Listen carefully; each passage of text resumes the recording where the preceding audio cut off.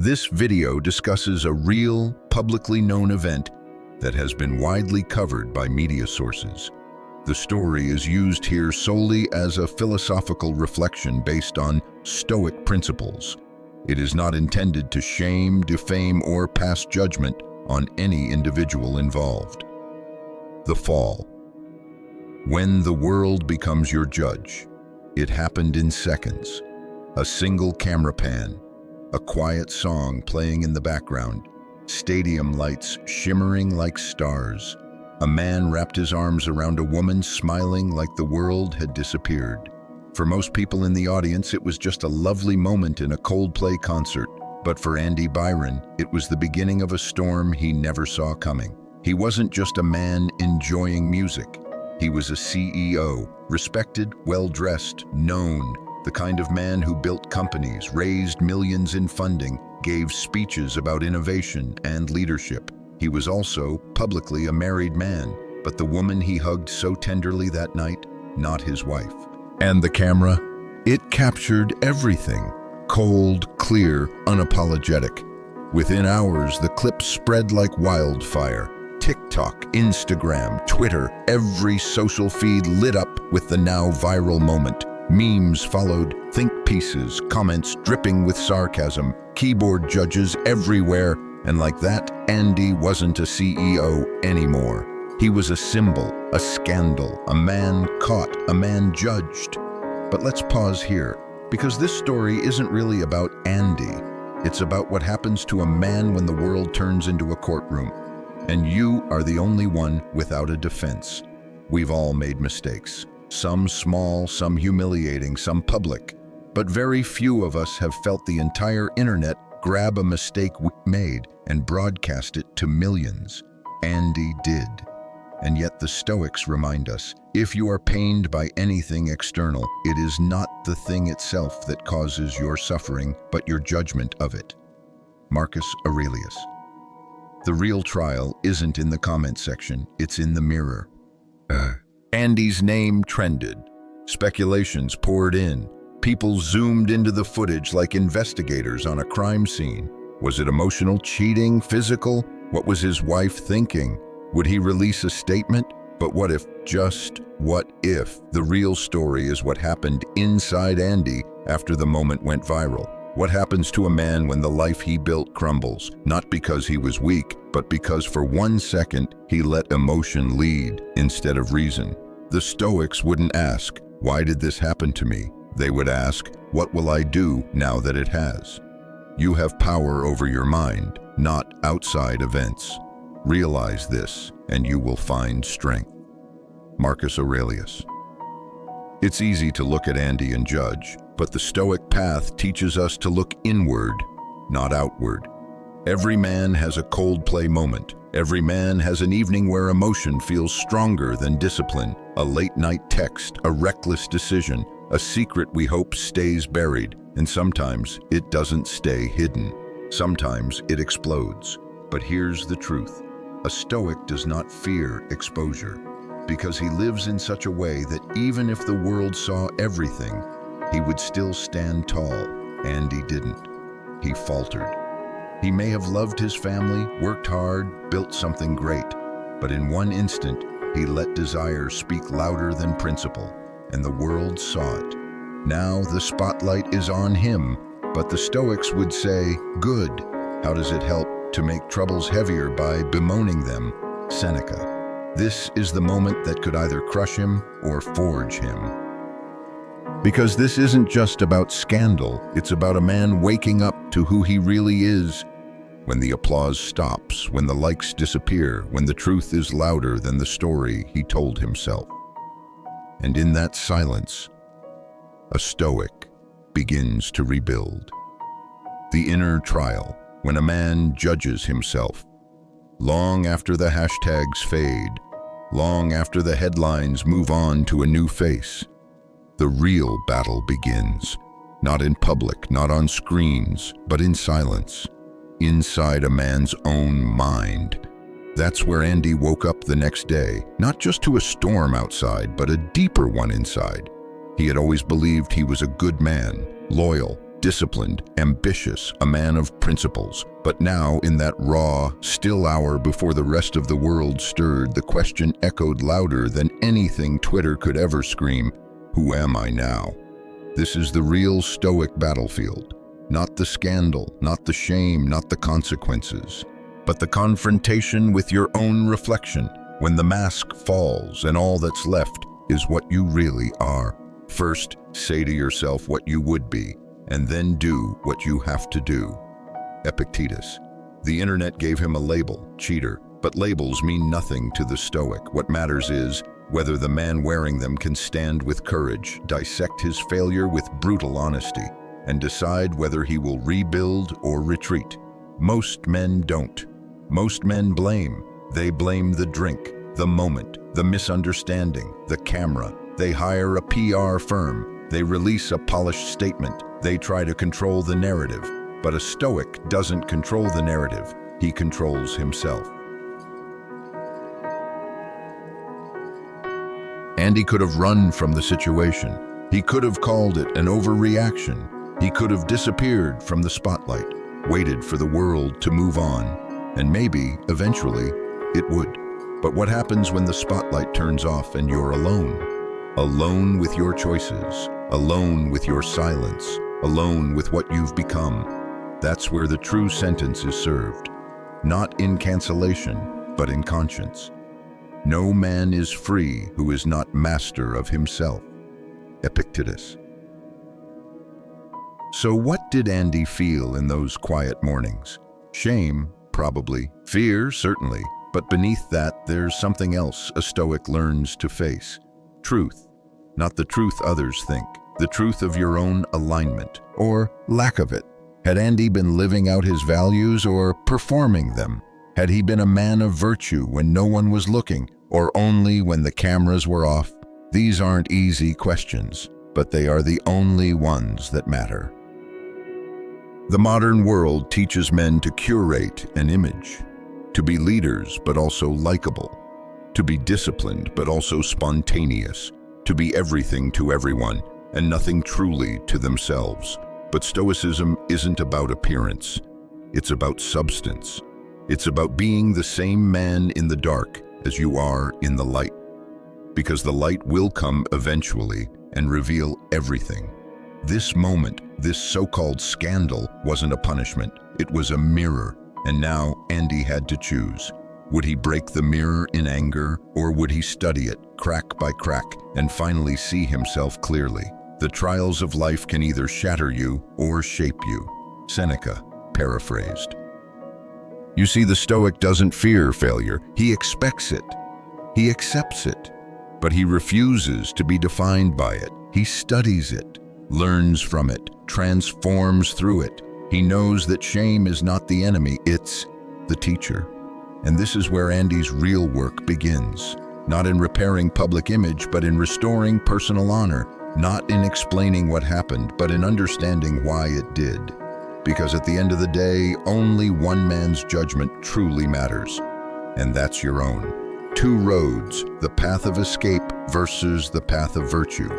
There comes a moment in every man's fall where the noise begins to quiet. The media cycle moves on. The posts stop going viral. The messages of outrage become whispers. Then nothing.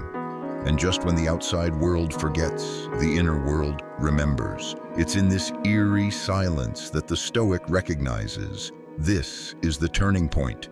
Two roads appear, one paved with escape, the other with virtue. Most men choose the first. They numb the guilt, distract the shame.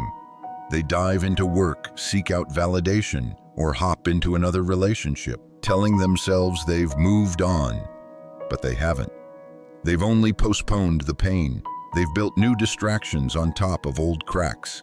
And cracks don't disappear, they spread. You must build up your life action by action and be content if each one achieves its goal as far as possible. Marcus Aurelius. The Stoic, on the other hand, chooses the second road. It's slower, harder, unseen, but it's real. Picture this. Two men fall. One erases the past and keeps sprinting forward, pretending the fall never happened. The other stops, sits with the pain, studies the ground he slipped on, then rises, not blindly, but with new wisdom, and walks more mindfully. Who grows stronger? In a world obsessed with speed, Stoicism teaches depth. Andy now stood at this crossroads. He could try to fix what people thought of him, or he could fix what made him fall in the first place. That's not about image, it's about integrity. A man who has committed a mistake and doesn't correct it is committing another mistake. Seneca. So many modern men live only in reaction. They're strong when praised, weak when mocked, confident when desired, crushed when rejected. Their identity is a mirror shaped by others. But the Stoic man, he breaks the mirror. He forges a core that doesn't shift with applause or condemnation. He doesn't chase forgiveness from others. He seeks reconciliation with his own conscience. You might think this is idealistic, that in the real world, we all have to manage public perception, do damage control, save face. But what's the cost? A man who lives only for damage control is always afraid of damage. He becomes a puppet to the opinions of others. The Stoic is free because he accepts the worst and chooses to become better anyway. He knows the public may never forgive, but if he becomes the kind of man who never makes the same mistake twice, he's already redeemed himself internally.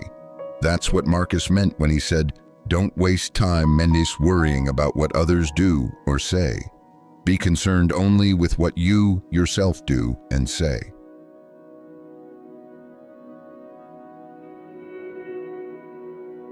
So what does the path of virtue look like now for Andy or any man in his shoes? It starts with stillness, not rushing to post, not rushing to spin, but to reflect. To sit in the ashes of your own actions and ask, what led me here? What did I choose? What weakness did I serve? Then comes alignment, building daily habits that realign you with your principles. Recommitting to the man you want to be, not just in public, but especially in private. Finally comes transformation, the kind no one sees, and that's what makes it powerful. No man is noble who does not rise after falling. A Stoic falls like anyone else, but he falls with grace and rises with purpose. Adapted from Epictetus. This is what the two roads offer. One gives relief, the other gives redemption. One silences critics, the other silences self-betrayal. Andy, like all of us, cannot undo what has been done, but he can choose the next step, and then the next, and then the next, because character is not built in a viral moment. It is built in the quiet steps a man takes when no one is watching. The Stoic mirror, why pain is a better teacher than praise. Pain has a strange way of showing up exactly when we try to outrun it. In the silence after the scandal, when no one's texting anymore, when the interviews stop, when even the memes die out, the echo that remains isn't public shame, it's private regret. But Stoicism teaches us something radical. Pain is not the enemy. Pain is the mirror.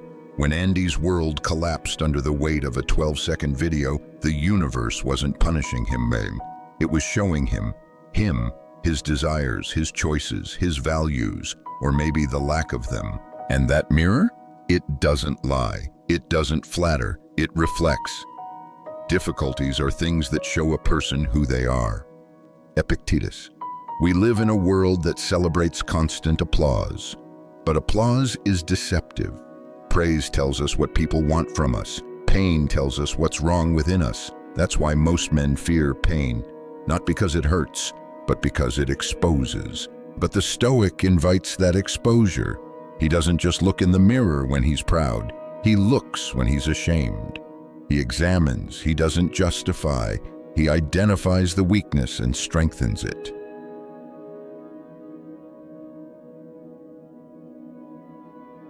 There's a strange paradox here. The man who accepts pain becomes stronger. The man who avoids pain becomes weaker. even if he appears successful. Andy could have leaned on his status. He could have hired the best PR team, crafted the perfect apology, donated to charity, and moved on like nothing happened. But what would that change internally? What would that teach him? Nothing. That's not growth. That's image repair. But image repair is fragile. It can be shattered by the next mistake, the next camera, the next whisper. What Stoicism demands is soul repair. And soul repair begins with pain. A gem cannot be polished without friction, nor a man perfected without trials. Seneca. Let's be real. Modern culture tells men to avoid discomfort at all costs. Scroll past it, drink it away, date someone new, chase a high, bury it in work. But discomfort is where a man becomes durable. Andy is not just a symbol of scandal. He's a symbol of the test every man faces. Will you let pain make you bitter or better? The Stoic man doesn't numb the sting. He leans into it. He knows. That sting is where wisdom is born. That ache is where accountability grows. That silence, that's where self-respect begins again. Imagine this. Andy sits in a quiet room, months later. No phone, no spotlight, no headlines. Just a journal, a chair, and truth. He writes not for Twitter, not for pity, but for clarity. He remembers Marcus Aurelius scribbling thoughts to himself in his tent. During war, you have power over your mind, not outside events. Realize this and you will find strength. And he asks, what power do I still have? I can't change the past. I can't control what others say. But I can choose what kind of man walks out of this room. Not the old version, not the broken one, but the forged one. Forged in pain. This is why the Stoic mirror matters more than public approval. The public moves on, but you live with yourself. Your decisions become your identity. And every scar, every stumble, every shameful moment, if reflected upon, becomes part of the story of your strength. This is the alchemy of Stoicism, turning pain into progress. Not avoiding fire, but becoming fireproof. Andy may never get his old reputation back, but if he becomes a man of deeper integrity, greater humility, and unshakable calm, then the loss was not in vain. It became tuition. It became transformation. Because in the Stoic world, you're never truly lost unless you stop searching inward, from shame to sovereignty, rebuilding your inner citadel. There comes a moment in every man's life where he must answer a question no one else can hear. Am I still worthy of respect? My own. It doesn't matter if the headlines die down. It doesn't matter if people move on. The one voice that doesn't fade is the one inside you. And in the Stoic worldview, that voice is sacred because public redemption is optional, but internal sovereignty, that's non-negotiable. When the world collapses, the Stoic doesn't try to rebuild his image. He rebuilds his inner citadel. Marcus Aurelius called it that. A mental fortress that no enemy, no scandal, no betrayal can touch. The soul becomes dyed with the color of its thoughts. Marcus Aurelius. So how do you reclaim sovereignty after you've been publicly broken? It starts with acceptance, not the fake kind that shrugs off blame, but the courageous kind that says, this happened, I caused it, now I rise. There's no Stoic growth without brutal honesty. Andy, or any man in his shoes, must first stand still in the wreckage and choose not to run. The temptation will scream, blame the media. Say it wasn't cheating. Claim you were drunk, emotional, lonely. But those are shields, and Stoics don't use shields to avoid blows. They use armor to withstand them.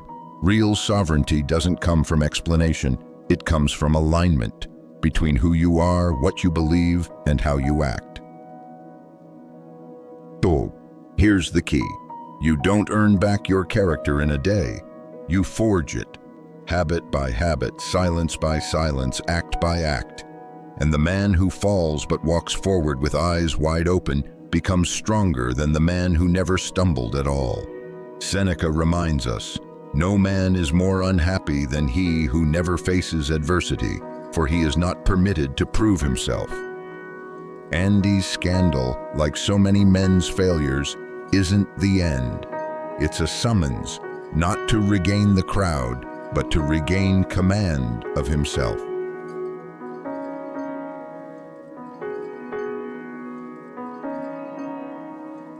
What does rebuilding look like? It doesn't mean posting an apology. It doesn't mean disappearing for a few weeks. It doesn't even mean making public gestures of remorse. It means rebuilding your internal hierarchy. 1. Desire bows to discipline. No more justifying temptations as harmless. No more weak moments excused by emotion. A Stoic man says, "If it betrays who I aim to become, I don't touch it." 2. Impulse submits to intention. You don't react when you're angry. You don't indulge when you're lonely. You don't chase approval when you feel insecure. You breathe, you wait, then you act. 3. Ego serves virtue. You stop trying to win back your image. You focus on becoming the kind of man who doesn't need to be seen, because his own conscience is enough. That's what sovereignty is. Living in a way that, even if the world watches again, you wouldn't flinch.